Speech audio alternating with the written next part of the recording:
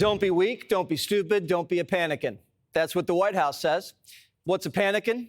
Trump says it's a new party based on weak and stupid people. He says if you're strong, courageous, and patient, greatness will be the result. And he knows how to get results. How was the golf tournament? Very good, because I won. It's good to win. You heard I won, right? Did you hear I won? Yeah. Just to back it up, over there, I won. What's your handicap these days? Very low.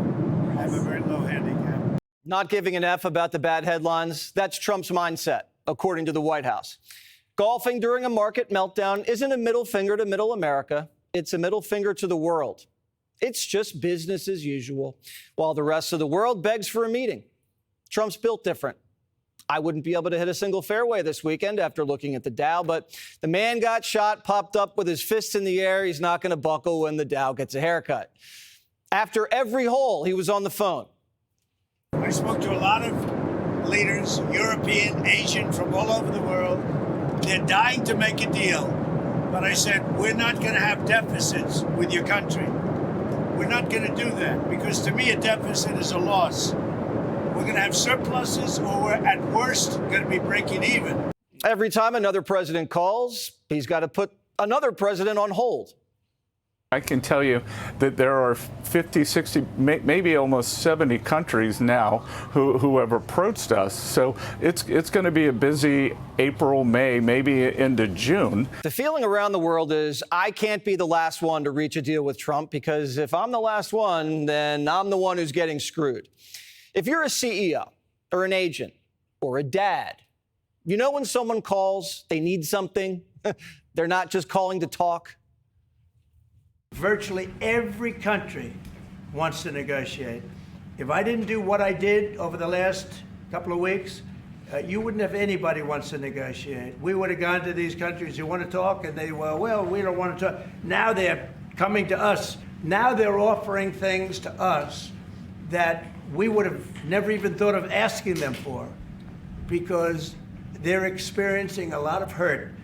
And the hurt is that they've taken advantage of us, and we finally fought back.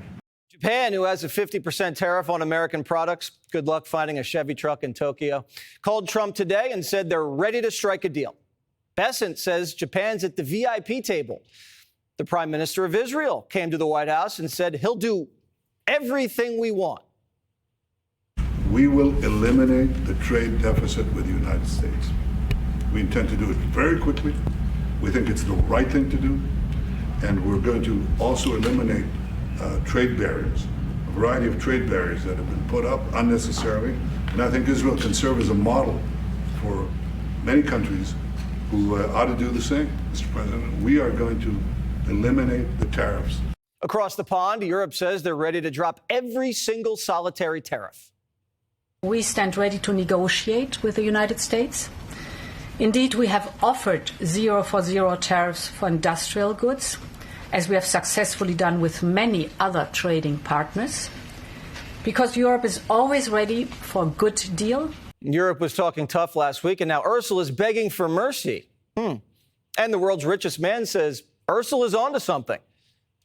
I hope it is agreed that both Europe and the United States should move, ideally, in my view, to a zero tariff situation, effectively creating a free trade zone between Europe and North America. That would be that's what I hope occurs. And also more freedom of people to move between Europe and North America, if they wish. If they wish to work in Europe or wish to work in America, they should be allowed to do so, in my view. So that has certainly been my advice to the president. Trump says it's not just about zero tariffs. Other countries have tons of excuses why they won't let our products in. Like, oh, your big, beautiful beef has hormones, or your Cadillacs are too brittle. They put things on that make it impossible for you to sell a car. It's not a money thing. They make it so difficult, the standards and the tests. They drop a bowling ball on the top of your car from 20 feet up in the air, and if there's a little dent, they say, no, I'm sorry, your car doesn't qualify. When the same car from Germany or anything would dent likewise, unless you can have an army tank, it's going to dent. Negotiators have to remain patient. They can't be panicking, maintain leverage, and let the other side show some leg. President Trump, as you know, is better than anyone at giving himself maximum leverage. We outlined the tariffs on April 2nd and then gave the countries several days to think about it. I suggested that the foreign officials keep your cool, they do not escalate, and come to us with your offers on how you're going to drop tariffs, how you're going to drop non-tariff barriers, how you're going to stop your currency manipulation, how you're going to stop the subsidized financing. And at a point, President Trump will be ready to negotiate. A famous venture capitalist says this is what Trump's doing. He built a big wall around America and says you can't sell here unless you do X, Y, and Z. And he's seeing how people react. He's fielding offers. And when he's ready, he'll bring everybody to the table together and negotiate a deal that puts America first in the New World Order. These types of deals happen once in a lifetime. The last one was in Bretton Woods during World War II, when America dropped all of our tariffs to bail out our allies and create a free trade alliance system to contain communism. And once a new deal is announced, or individual deals, it'll trigger massive rallies. Other countries can either come to the table now or lose big. And so far, China's losing big.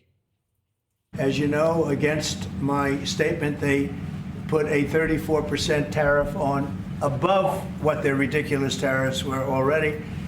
And I said, if that tariff isn't removed by tomorrow at 12 o'clock, we're putting a 50% tariff on above the tariffs that we put on. We're going to have one shot at this, and no other president's going to do this, what I'm doing. And I'll tell you what, it's an honor to do it, because we have been just destroyed, what they've done to our system. Trump's Treasury Secretary broke the Bank of England. He knows what he's doing. And now he's going to break the Bank of China. This is all about fairness. If you're going to tax our products, we're going to tax yours at the same rate. Those are called reciprocal. And if countries don't play fair, reciprocal tariffs go up Wednesday. And the tariffs will be reciprocal. We love the word reciprocal. Unless it's in the bedroom. Right, fellas? You want me to do what? Yeah. The guys know what I'm talking about. President Trump announced a tariff on all goods imported into the U.S., saying that the U.S. has been plundered and raped by other countries, and Trump will not stand for plundering. An economic slowdown from tariffs could be especially hard on China because it's not easy to tell a child they're getting laid off. And the people you hear complaining about the trade war are foreign countries and American companies who outsource to foreign countries. Trump basically said we have to knock off using slave labor in sweatshops. And Democrats on Wall Street were like, no, my flat screen's going to cost an extra $70. Most American workers say it's about damn time. It is so unfair what's happening to the American worker. They can't compete when you have that kind of unlevel playing field. We're talking about an opportunity finally to create a lot of millions of American jobs, middle-class jobs, if we could get it fair. If we're fair, the American technology, creativity, work ethic is going to just do extraordinary things. And we're going to create millions of American jobs with this new paradigm. It's wonderful news. Every time the stock market got rocked, we bailed them out. But Main Street's never gotten a bailout. Main Street's been in pain for 40 years. What's the market been in pain for 4 days?